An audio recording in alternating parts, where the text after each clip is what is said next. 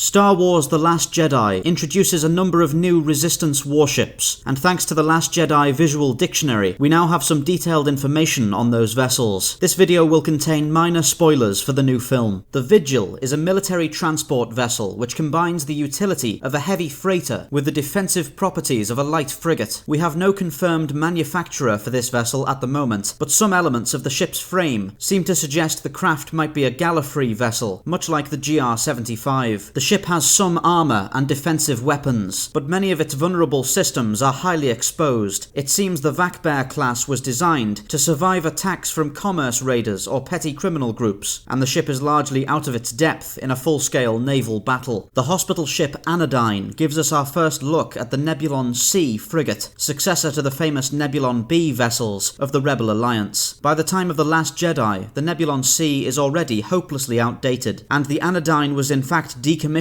many years earlier before being salvaged and restored by the Resistance. The ship has had most of its armament removed to install additional medical facilities, as well as outrigger docking bays for auxiliary craft. Some of the ship's original weapons still remain, however, allowing the frigate to defend itself with point defense cannons and a small number of turbo lasers. The Nin-Ka was the last command of Vice Admiral Amelin Holdo before she was conferred leadership over the entire Resistance fleet. The Free Virgilia class is technically a corvette, but borders closely on classification as a light cruiser, leading many to refer to it as such. The ship seems to be something of a glass cannon, apparently maintaining a constant power transfer to its weapons systems, and featuring something of a skeletal space frame with limited durability. The Bunker Buster's name is inspired by the ship's outrigger-mounted orbital plasma bombs, used to perform high-yield planetary bombardments and engage capital warships. The Radus, originally named Dawn of Tranquility before being renamed in honor of the Alliance Admiral, was one of the very last warships commissioned before the New Republic Disarmament Treaty, and served in the Republic Home Fleet for many years. The ship was originally somewhat crew-intensive, and had to be extensively modified with automation systems to allow the fledgling Resistance to properly operate it. As with most Mon Calamari warships, the MC-85 possesses extremely powerful deflector shields, projected some distance from the vessel's hull. The warship is also equipped with numerous wide hangar bays, facilitating the deployment of a large and powerful air wing.